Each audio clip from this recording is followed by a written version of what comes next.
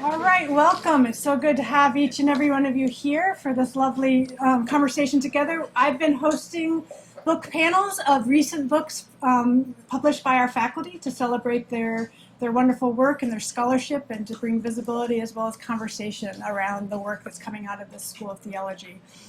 And we are delighted today to celebrate Dr. Nimi Wariboko and his publication, particularly his recent book, Transcripts of the Sacred in Nigeria. Beautiful, monstrous, ridiculous. So it already sounds really compelling. Can't wait to hear more about this. As you may or may not know, Dr. Nimi Wariboko is Walter G. Muelder Professor of Social Ethics here at the Boston University School of Theology. He's a world-renowned scholar and a gifted teacher. The 5 pillars of his scholarship are economic ethics, Christian social ethics, African social traditions, Pentecostal studies, and philosophical theology. He is a prolific author with multiple books and articles. It would take the rest of the session maybe to list all of those, just to name some of his books: The Principle of Excellence, A Framework for Social Ethics, God and Money, Ethics and Time, The Pentecostal Principle, Economics and Spirit and Truth, and what the book we're celebrating today, Transcripts of the Sacred in Nigeria. We're really delighted to recognize your scholarship and your leadership and engage that today. I'm also honored to welcome and introduce you to a distinguished panel who will engage reflections on his book, and then we will open up at the end of the session to wider conversation with the audience.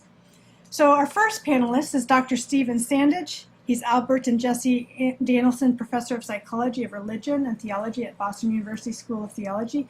He's also Research Director and Senior Staff Psychologist at the Danielsen Institute at BU. He holds a joint appointment at the BU Department of Psychological and Brain Sciences. He is also a very prolific researcher and author with many, many books, including To Forgive is Human, The Faces of Forgiveness, Transforming Spirituality, The Skillful Soul of the Psychotherapist, Forgiveness and Spirituality, that's a long one, Relational Approach, Relational Integration of Psychology, Christian Theology, Theory, Research, and Practice, as well as Relational Spirituality and Psychotherapy. He's also been a lead of many research teams, and so out of those teams, many authors and co-authored articles that he's written.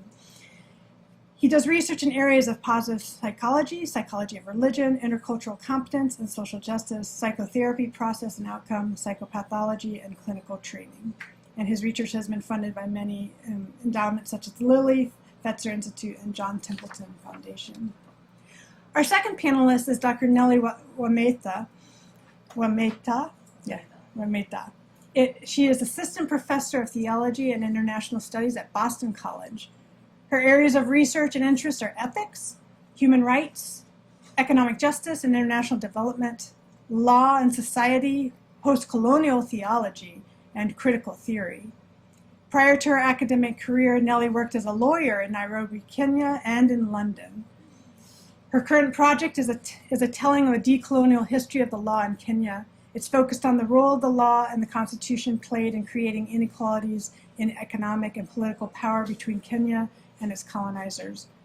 And her work is an attempt to understand how colonial logistics have been transmitted across time, and by doing so learn how colonial logics sustain themselves to produce new forms of colonialism today. She also then uses theologies of history and law as a power to resist colonial power structures. So thank you for being with us today. And then our other panelist is Connie Bahng. She is a current 4th-year doctoral student at Boston University School of Theology. Her research engages theology, philosophy, and social ethics. She weaves Christian feminist theology and post-colonial theology with psychoanalytical theory, trauma studies, and post-structuralist methodology, thereby engaging questions regarding decolonial subjectivity and examining socio-ethical possibilities in the context of generational hauntings. Her most current project reads Korean Han with Derrida's hauntology to trace how the generational Han of Japanese colonization and the Korean War haunts and conjures in the subjectivity and theoethical social imaginings of the Korean diaspora in the United States. So thank you for the courage to be here on this distinguished panel, Connie, as well as an ongoing doctoral student. So we will start with Dr.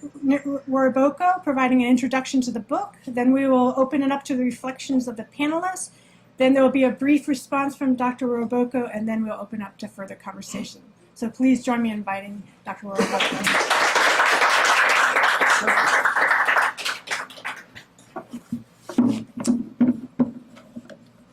Well, first of all, let me thank Dean Park for organizing this book event for the faculty. I think it's a novel thing which had, with the new administration, with the energy and the savviness and the wisdom she has brought to the School of Theology. So it's to introduce the book to you, but instead of just writing another paper, I'll pretend I'm a novelist and I'll just read part of it. That's what novelists do when they come. If you invite an academics, they give another paper about what their book is about. The novelists just open the book and read. So I have 5 minutes to read. So that will give you a sense of the book, and then the panelists will follow. In this book, I developed a new theory of the sacred to make sense of the range of possibilities in Africa and the ways they craft subjects, their experiences, institutions, and human conditions. The sacred is the constellation of the possibilities and impossibilities in any given community. It is informed by the experiences of the subjects in the African post-colony. The sacred is a universe of possibilities, beautiful, monstrous, and ridiculous, impossibilities or possibilities available to a community. The interaction between a rich, powerful bishop and a poor young girl displays some of the dimensions of the working of the sacred in Africa. And what we've read of the interactions between the bishop and the girl is a record of the traces of the sacred as it's created and coursing through Africa. The book starts with a story that happens. A bishop, a girl came to him to pray, and she told him that her problem is that she's a wish for Jesus Christ. And he felt, how could somebody say you're a wish for Jesus? And then on live TV, he started to hit her on the face. And he could show that is in the midst of the sacred. After preaching and everything, that event happened. So the book starts with that historical event. So what are the possibilities that happen within the realm of the sacred? I will develop the conceptual framework of the transcript of the sacred to enable us to track, analyze, and evaluate movements and the impacts of 3 dimensions of the sacred: the beautiful, the monstrous, and the ridiculous. So scholars and social makers can understand their progressive and destructive influences on human flourishing in Africa. The whole point is to trace what I call the transcript of the sacred. So the sacred happens, but what are the marks left by the sacred? What are the traces of the sacred? In the same way, when an earthquake happens, we get a sense of it by looking at the records of the earthquake, the seismographic records. In the same way, I'm saying that if you approach the sacred that way, we could begin to record how the sacred unfolds itself in Africa. By the transcript of the sacred, I mean the network of practices, ideas, orations, symbols, objects, social memory, and persons that documents, interprets, speaks to, theorizes about, and allows us to understand a cautious engagement with the sacred. By the sacred, I do not mean the usual categories of gods, deities, and spirits, natural or supernatural forces, or the ultimate concern of a people. All these names and many more, secular or non-secular, spiritual or non-spiritual, that people usually consider to be sacred, matter only to the extent that we can conceptualize them as contributing to, hampering, or being part of the universal set of possibilities available to a group. In every society, there are 3 sets of possibilities. First one is that is open to all the individuals, so that everybody in society enjoys certain set of possibilities. That is the first set of possibilities. Then the second, another that is available to only a few and excludes the rest. And third, the universe of possibilities that are yet to be fulfilled or are not available to all persons and institutions. So these are the way I'm conceptualizing possibilities, three sets. One is available to everybody, some available to some group of people. Then there's a set of possibilities that is beyond, and through science or through education, we keep increasing that possibility, we keep eating into that third set, and therefore the total possibilities in the society increases. The secret is the web of possibilities and impossibilities a community has spawned as its ground of existence. The secret is the realm of possibilities and impossibility. It is the primordial locus of possibility, the floating site of impossibility and possibility, impossible possibility that unfolds, folds, and unfolds within communities. The transcript documents not only the expansion and constriction of the range of possibilities at different periods, the play of impossibility and possibility in reality, but also their distribution into the three sets. Transcripts are the forms of the secret, the form that the realm of impossibility and possibility takes in everyday life. They capture the dimension of meaning as possibilities unfold, fold, and unfold themselves, expressing a community's interpretation of life. In other words, transcripts of the secret are the archives of actualization, movements, interability, and novelty of possibilities in a community. Transcript serves as a name for order and disorder, meaning and meaninglessness, orientation and disorientation to human flourishing that appear and disappear as people generate and manipulate possibilities of their existence. As archives, transcripts are neither objective photographic description nor subjective descriptions of the movements of the secret.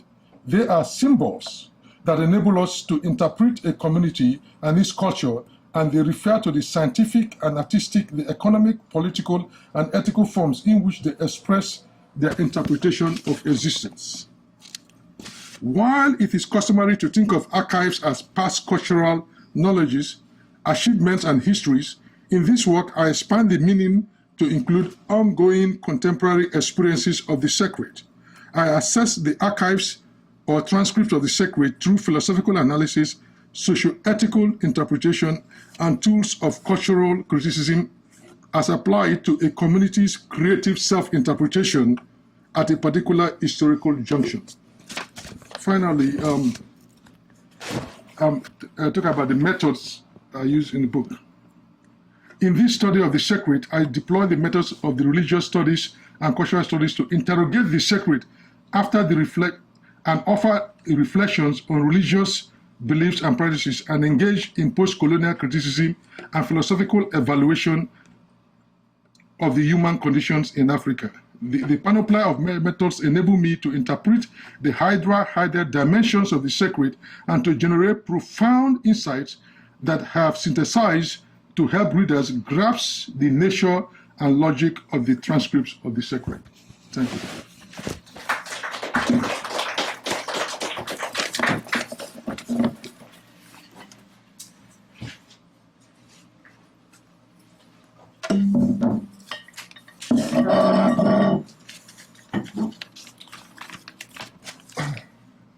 Dr. Wariboko, I've found your book tremendously intriguing and stimulating and probing in new areas, both in terms of content and interdisciplinary methodology. I'm glad you named that part in your opening.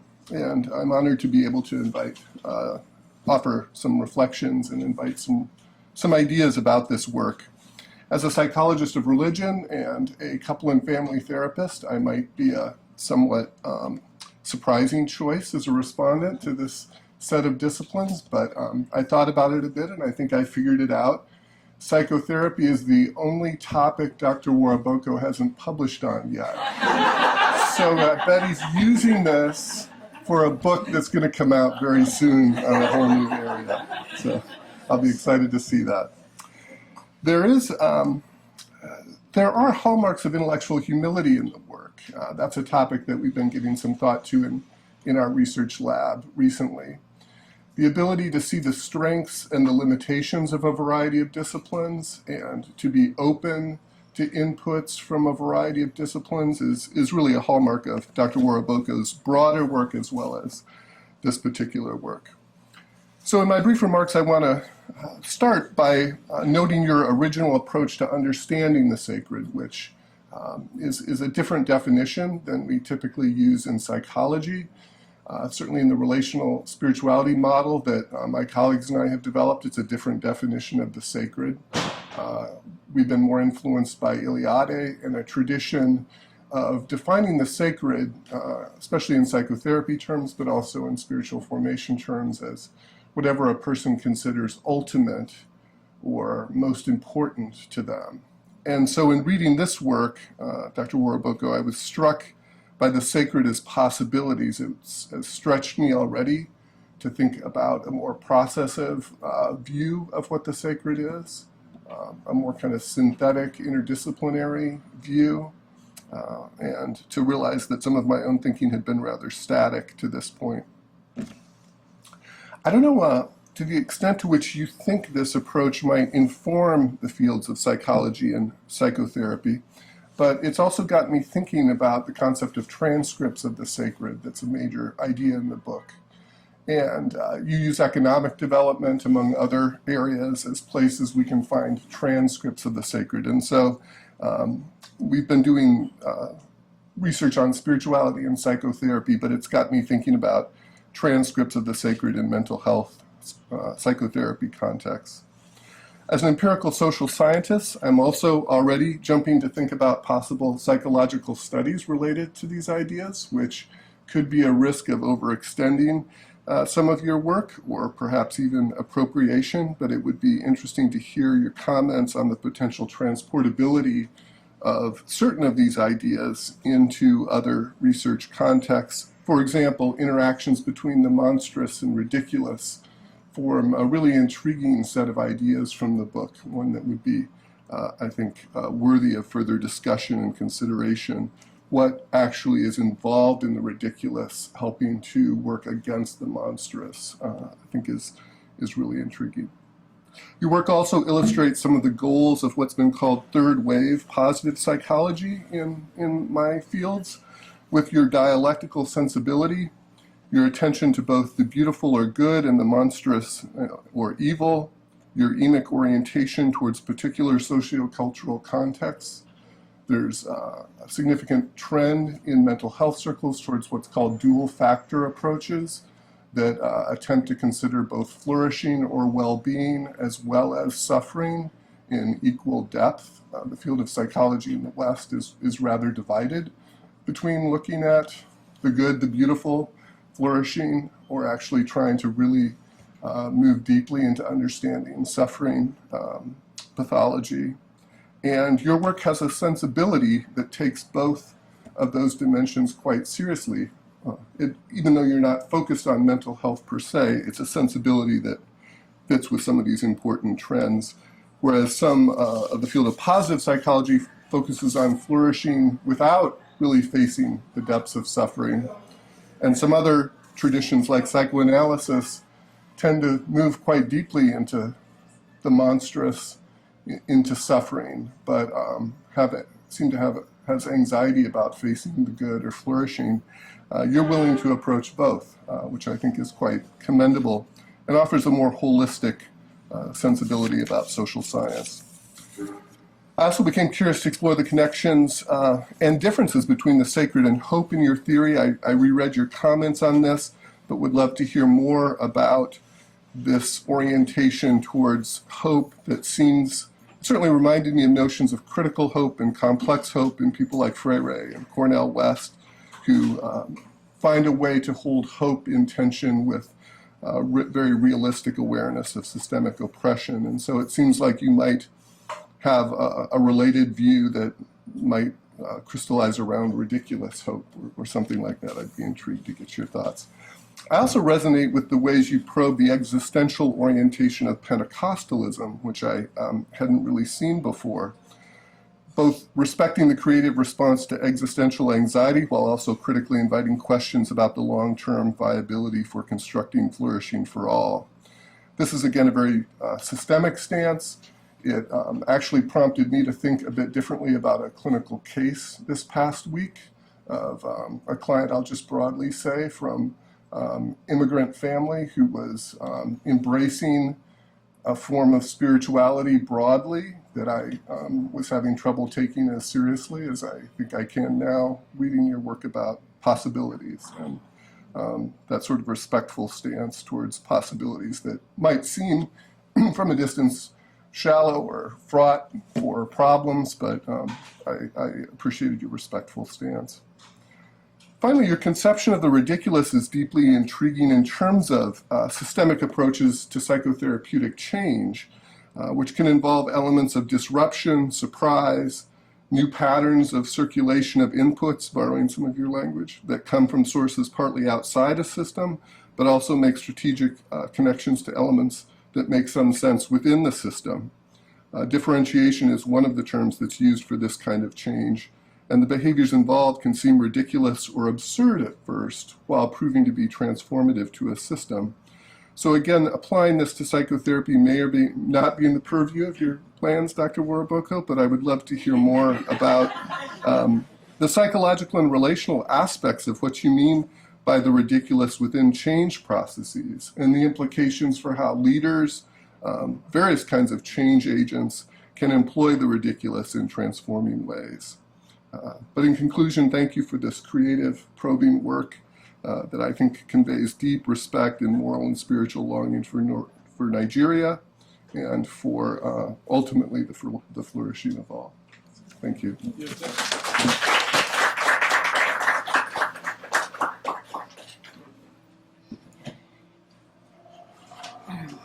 Thank you for that. This work made me think of James Cone's statement that the work of the black theologian, that the black theologian is an interpreter of the religious imagination of black people. That is since I learned that has become my self-understanding of what I'm trying to do. And I saw in this book, and this was a wow moment for me, I saw Dr. Wariboko being such a careful interpreter of the religious imagination of Pentecostals in Nigeria. And this touches me very deeply because this is the tradition of my people, of the people that I love. And it is back home, mainly still the tradition of the common person, of the person who would not be deemed theologically, astute in all of silly categories, but to see the love and the attention that you have paid to Pentecostals in Nigeria, which felt like to Pentecostals that I know, and to me, because I no longer describe myself as Pentecostal, but used to be, was very touching. Thank you for that.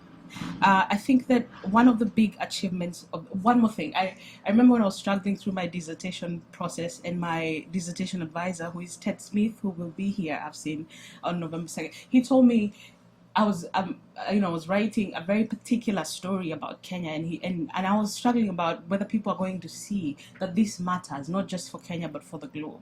And he told me in a very pastoral moment, so Nelly, trust the particularity, just trust it to show you things. And I think that it is this particularity, the attention, the courage that Dr. Wariboko has had to pay particular attention to just Pentecostals in Nigeria that has revealed something not just about Pentecostalism in Nigeria, but about the sacred, this category that is such a big category.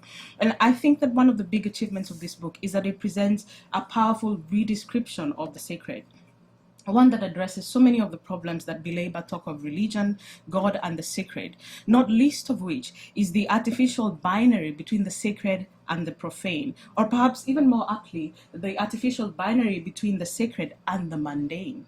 He refuses to make that distinction. By reframing the sacred as containing a constellation of desires in the post-colony, and as containing within it potentialities for possibility and impossibility, Dr. Wariboko makes plain the politics of the sacred. It is a thoroughly political project, this one.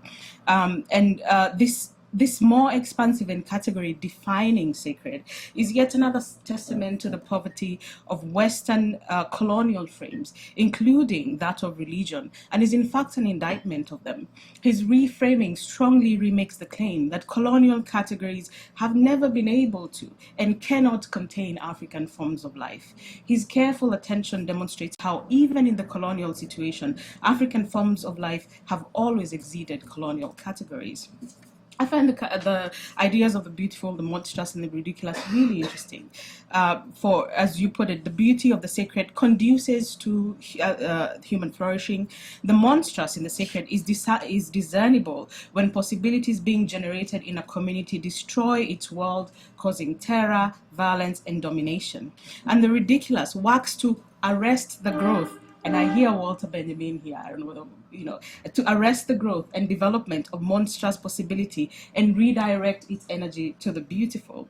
The importance of this is how they make it possible to speak of the complexity of the sacred, but with specificity. Now, my suspicion, though, is that the beautiful and monstrous are mixed up together in even more complicated ways than shown here. I don't know. Something to talk about, but I love this category of the ridiculous, and I find here a strong interconnection between your work and mine, because it is a way of thinking about hope, as you've said, in the midst of very systemic injustices.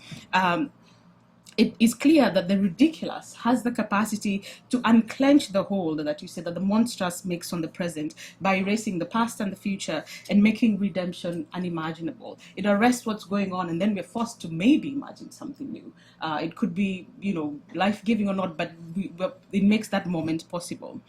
But I wonder whether it could also be non-continuous with the beautiful, and whether the category of the beautiful does not portray too much faith in the capacity of the post-colonial to see human flourishing rightly, given the existence of inequality in the world.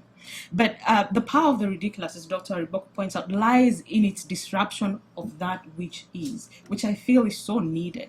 And the liberative potential here is quite clear. To put it in Christian theological frames, this is the eschatological disruption that is the hope of our redemption, the inbreaking moment that breaks with what is and makes a new Africa possible.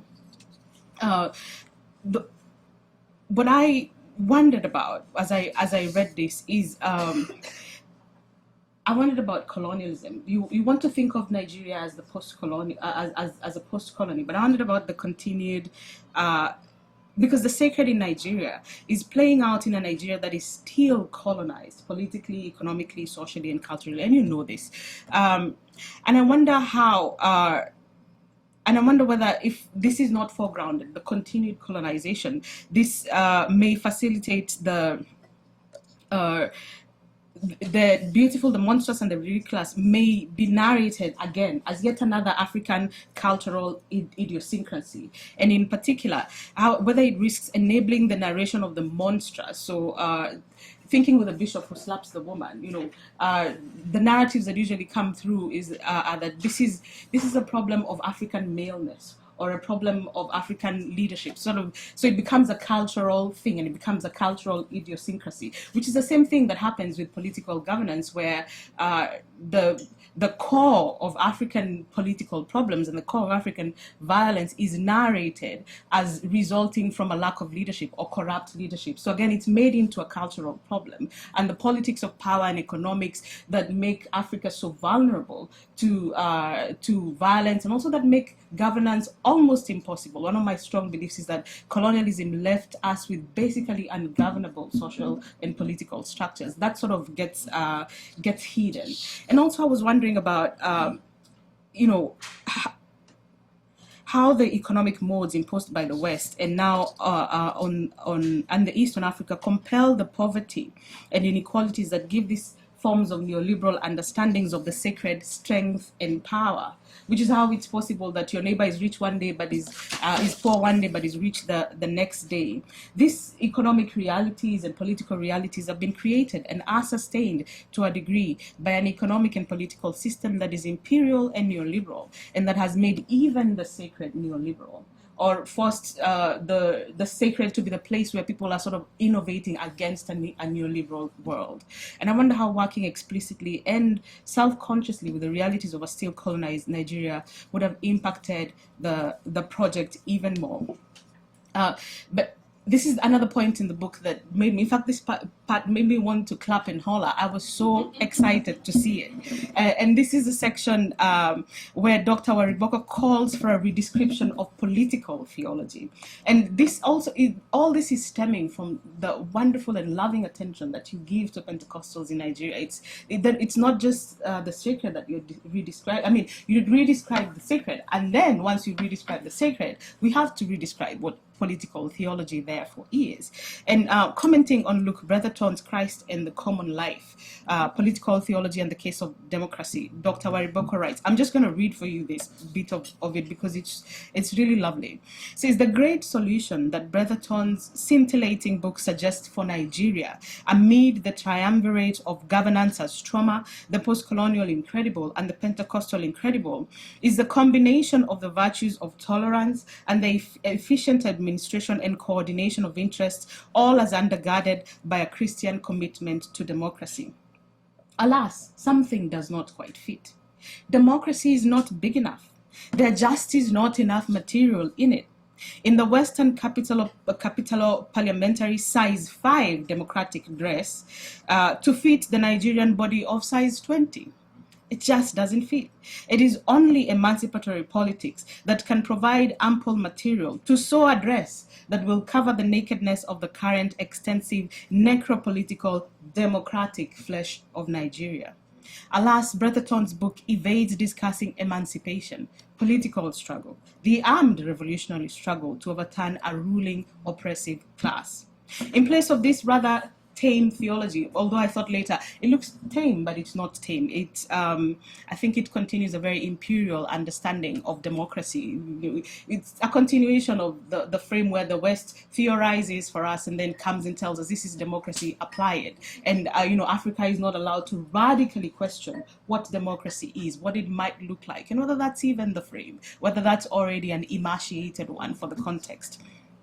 So in place of this rather tame political theology, Dr. Wariboko demands not a culturalization of political theology, making it yet another project of a multiculturalism that never decenters the West, because that's what multiculturalism has become. We'll admit you, we'll let your cultures influence us, but the West remains at the center and it remains supreme because it is so tolerant. Look at how it is admitting African political theology into all of this. Dr. Wariboko rejects that. What he wants is a politicization of political theology, which is a big indictment that political theology perhaps is not as political as it thinks it is. And he writes, we need a politicization of political theology. That is a political theology that is creatively destructive and constructive. And here the ridiculous comes in again, the call for destruction, but so that we have to destroy what is, and especially destroy its hold on our imagination so that we can be creative. Given the tendency of the West to continue to prescribe its political and economic forms as salvific for Africa, I can only say amen to a political theology that negates, disrupts, even destroys this, and dares to imagine something new. Thank you.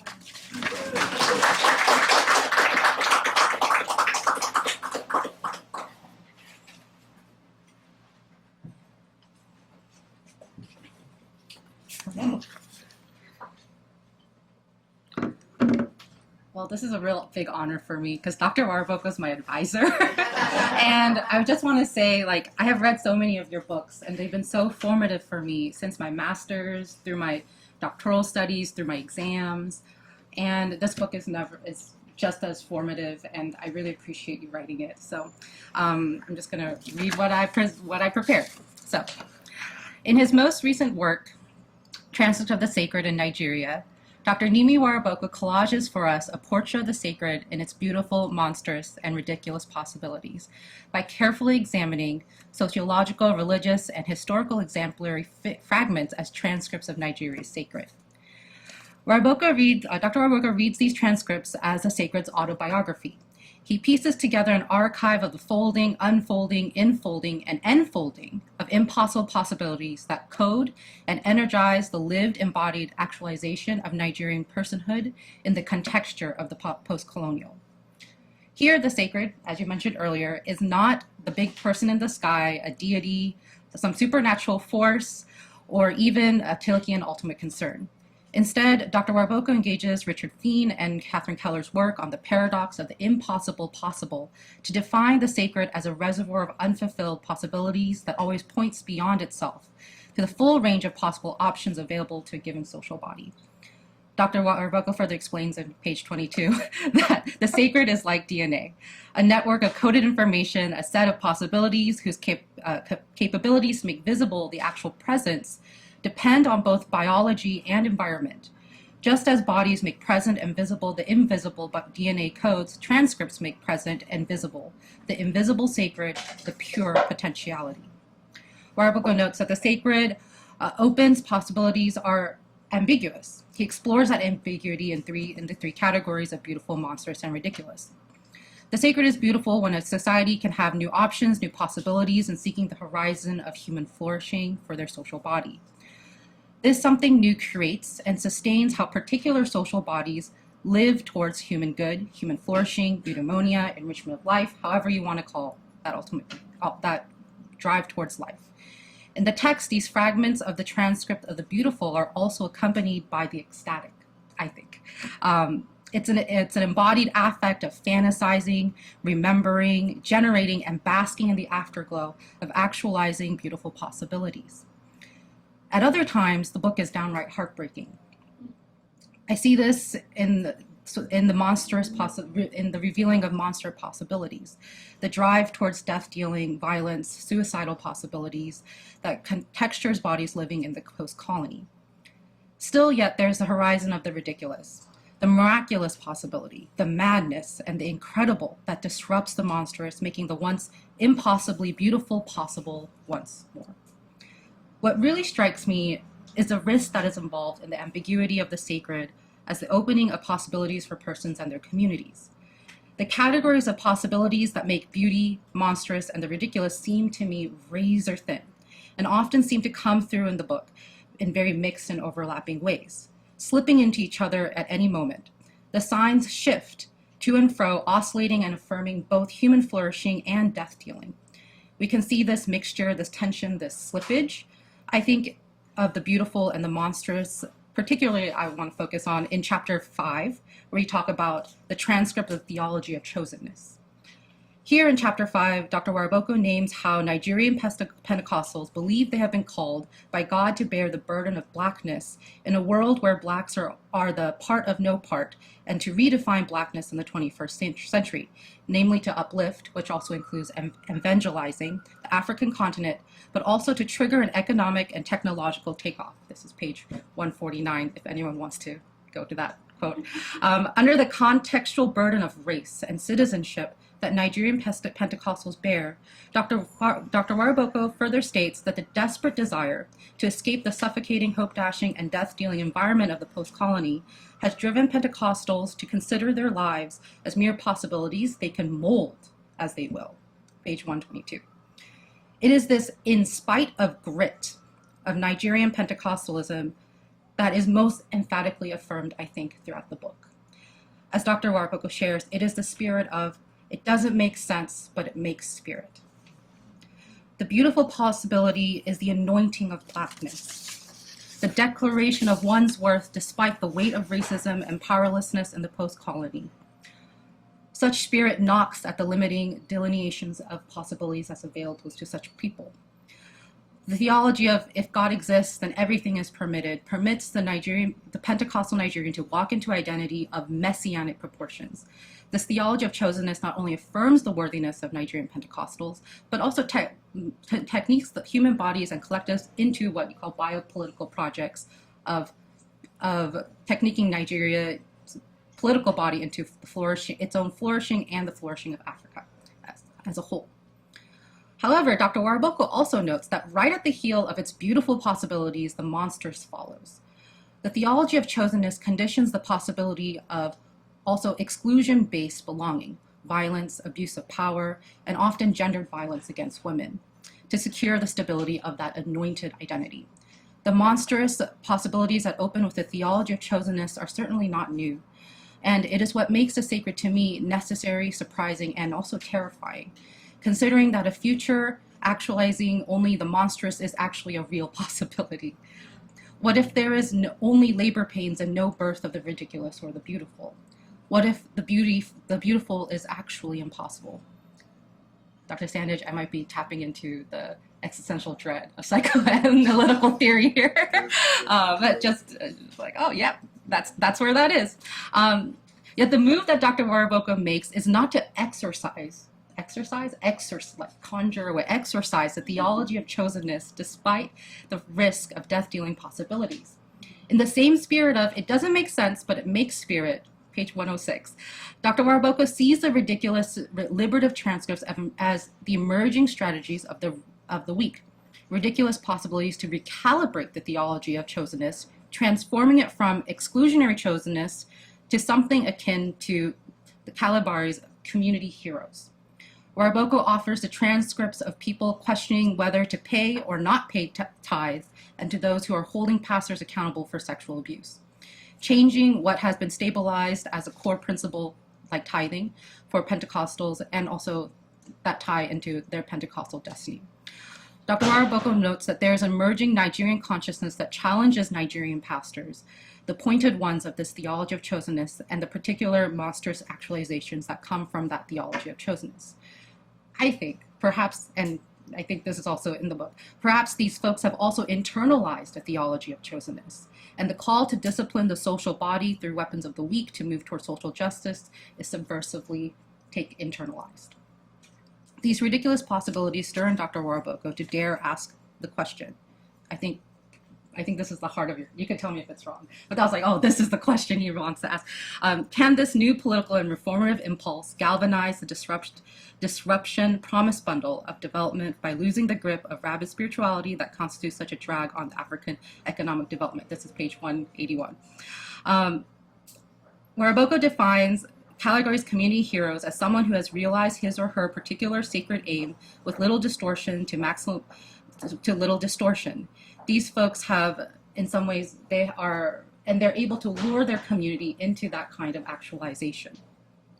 The hope they bear is to take that theology of chosenness and to ridiculously recalibrate its monstrosity to open the possibility, I think, of radical politics, of economic development, and social justice. I have two questions that come up from this. Two questions. So my first question, and I would love your thoughts on this. The first question returns to the monstrous possible dynamics of theology of chosenness. As you note, the theology of chosenness has often opened the possibility of exclusionary practice in the form of colonial violence and empire building. And I'm curious to hear more about how you see the ridiculous as transforming the theology of chosenness, especially and its hegemonic impulses, especially in Nigeria's relationship with the rest of Africa. Especially because that's part of the narrative of the theology of chosenness. There is a sort of mission,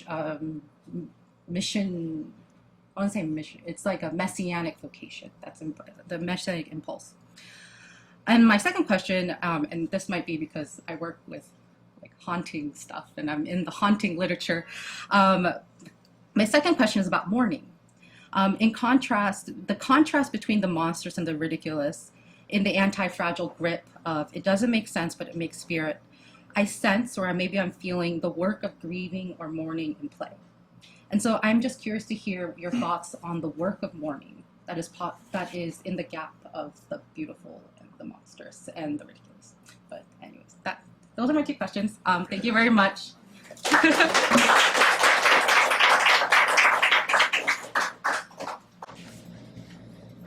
Thank you, everybody, for that wonderful set of responses.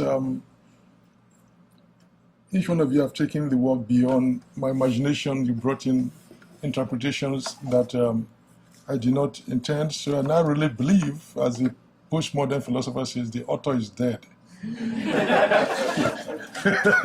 so you can't control the interpretation. But, so we have 15 minutes. Instead of, I don't know, maybe I will just take a few minutes to just respond to one question from each one of you. Connie's talk about the slippage between these three, how society move. I mean, we have an historian here, Dana Roberts here. She knows that history operates in that way. Even if you have civilization, if it's not washed, another thing comes in, this ebb and flow. So that's why one of my books, I said the work of an ethicist, I brought this from the women's movement anyway. I said the work of an ethicist is never done. Because this constant, when we're in the beautiful, then the monstrous would show up. As a matter of fact, sometimes the monstrous shows up in the very heart of the beautiful. Like for example, sometimes the most wicked people in the church are the holiest people who have been asked to discipline somebody. In that moment of discipline, you see the cruelty with which they will enforce their holiness code. I was once in a church, a young girl got pregnant, and the holy ones said, you're not supposed to get pregnant, and the amount of punishment and the disgrace, it just tells you that in the midst of the holiness, you get this wickedness. So it requires constant observation. And so the slippage is always there. But there is always hope. One of my friends recently wrote to me, said, a professor of philosophy said, why do you have the ridiculous working for the benefit of the beautiful? I said, because I'm an ethicist. I want human beings to flourish. How do you expect me to conceive a world where the monstrous is what reigns? As a human beings don't operate that way. We always have hope. The world has not worked that way. The world is not a constant veil of tears. Things are happening. So you got to account for why that change. I said it's akin to the basic philosophical question. Why is there something and not nothing? Because once existence is there, you got to account for its existence. If the monstrous is what consumes everything, then there'll be no life. So you got to know that the run of the monstrous will always come to an end, but it's never completely overcome and eliminated. It's always there. It haunts us to come back. The monstrous will haunt us. And for Dr. Namida's question about the colonial situation. So there's a chapter where I talked about what I call post-colonial incredible. And there, I've read the the trauma literature in America, but oftentimes the trauma literature is at the personal level, sometimes a group or like slavery, it could be intergenerational, but they've never looked at governance as a form of trauma. In Africa, daily governance inflicts trauma on the people every day. And so that chapter looks at that trauma. And that trauma, I said, is the post-colonial, because the colonial set up the post-colonial incredible, means that things happen that is incredible to believe. That's why it's called the post-colonial. And that has left to Pentecostal behaving in a way that is also incredible. So that's why I have the post-colonial incredible and the colonial and the Pentecostal incredible. So is the issue of trauma. Trauma studies have never really taken up governance as an infliction of trauma. If you're in the West, governance probably helps you to recover from trauma. In Africa, governance puts you into trauma and buries you into trauma and resurrects you in trauma and keep burying you back. So and I took that governance as a form of everyday traumas. Not this trauma that one big event that comes, is this micro trauma on a daily basis. It's like a clock that is just running non-stop. So that is the way. And to Steve's question, yeah, the context could be expanded into non-African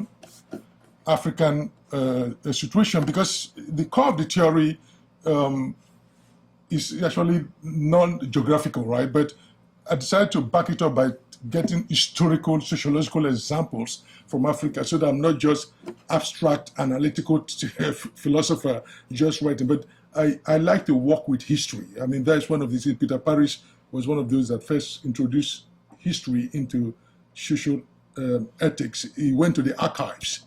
So I've got that you got to produce history, so it's doable across different stuff. And the existential anxiety that you talked about is also, like in the book, quoting Paul Tillich, I said there's what they call ontic self-affirmation, and also a spiritual affirmation and moral affirmation. These things happen at the individual level. And so for Paul Tillich, the anxiety, which means that anxiety of non-being, that I'm going to die or something is going to happen to me unaccounted, death can't come anymore, comes out in these three forms of ontic self-affirmation. Means personally you can die, and then spiritually, he said your life, you feel like your life has no meaning, it's empty. And then third, you have this sense of condemnation, moral guilt, and that as if you are not accepted in the world. So this anxiety then plays out in this form, and it could happen at the individual level, and I said at the family level and at the sociological level. But in the book, I'm looking at it more as the social level. That what does it mean to have a whole people live through that kind of anxiety, where death can just happen to you. Just Fela Anikula Kuti sang a song, said, just like that. Just like that. And that is the kind of the post-colonial, incredible. I will at least stop, and so we have at least 9 minutes for audience participation. You can ask your questions, or you can make your contribution. If some of you that have not read the books are good at, it could stimulate something in you, and if you want to share it, that's also fine. Yes. I have not read it yet. I'm forward to reading this conversation. But when we talk about the sacred as the openness of possibility, it makes me think about this is still formulating somewhat, but if there's a major internalization of this harm of the sacred within every individual in some sense. So, for example, I'm always thinking in some sense about time, how we relate to time and space. And so we see in a lot of contexts today a gap in our schedule, and we think immediately like, something good would fit here. Or we see an empty lot next to, we're in Boston, anywhere, and we think, this would be perfect for such and such. But is that a way in which we disclose the possibility of anything else that we need to fill gaps with something? No, it's not the question of gaps, but the one of the fundamental assumptions of the book is that ontology is incomplete. If we live in a complete world, nothing will happen. Yes, that's why Kant said, if you live in a world where we know the chain of causation of everything, then nothing happens. Because everything is known, everything is planned, not now. But because there are always gaps, incompleteness of anything, reminders, right? That makes something to happen. But if everything fitted so well, nothing, this and then, one thing leads to the then nothing new happens. So it's an incomplete, and that's why I wrote research a book called The Split God, Split Economy, and Split Time. Even time is split into segments, and then the economy itself is split within itself, and I'm based it on Pauline theology of sin in Romans 7, that sin is not something that comes from outside. It said sin is an internal split within you. That is one version. And I said, look, the economy also behaves that way. Nothing, what is happening to capitalism is not coming from outside. Capitalism is split from within. And it's also, in that same sense, is God's split. And that they arrived by looking at how Pentecostals deploy the bodies of God in their prayer. Because if you are trained in classical theology, like any one of us, you believe that God is simple. That's it. God has no parts. But Pentecostal will send the hand of God to attack somebody here, and the leg of God, and the breath of God, and the fire of God. So God is split. Because God is split, for them, ontology is also split. Reality is incomplete. Therefore, the power of God can, if it's complete, nowhere, nothing will happen. Set, solid, nothing can happen. So that is the idea of an ontological split at the system of the deity, then the economy, and also time is split. That's why things happen, and we're oriented towards the future. So that is the idea So there's always a gap. There's always a crack, somebody once said, through which the light will come in.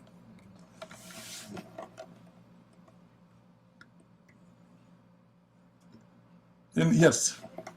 I think sort of building off of this and sort of inviting you to reflect back to the beginning of the project. It strikes me that many of us that are involved in scholarly production, especially these days, we recognize our work as, being an intervention in conversation in our discourse, filling a gap in the discourse, being a corrective in the discourse, expanding the discourse. I wonder, with you sitting on this side of the project now, what you are seeing as sort of the real intervention, the gap filling, the expansive work. What is the work of this project for you?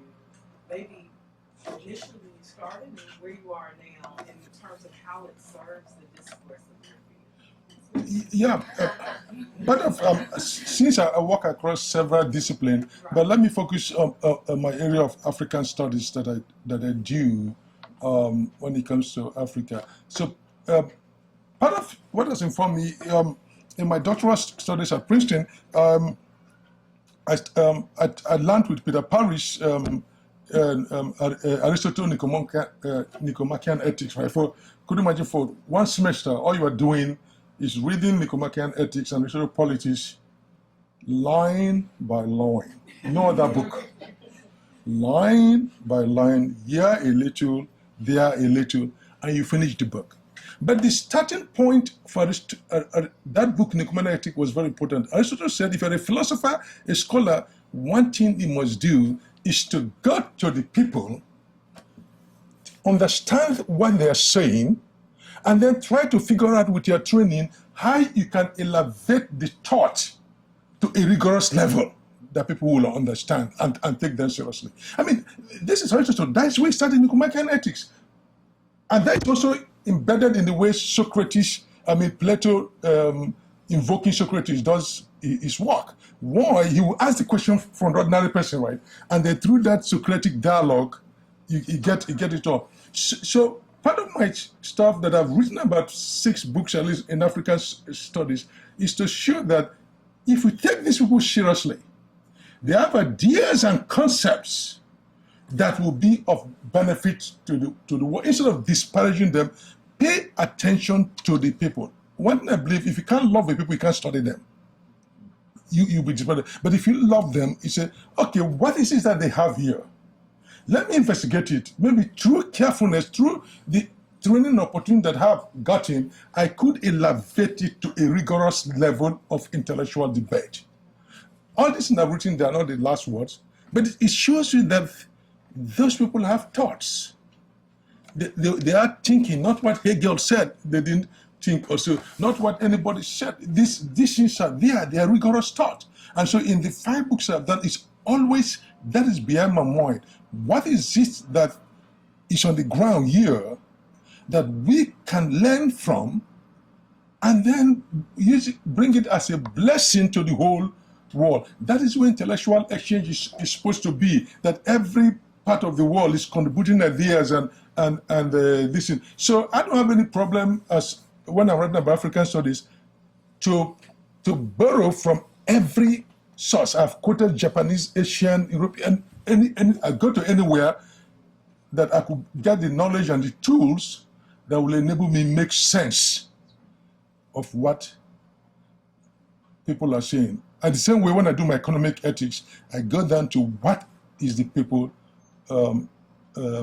saying, or in ethics. So for me, that is the only issue, that knowledge is not limited. It's not a monopoly of any one intellectual class or even of any one group.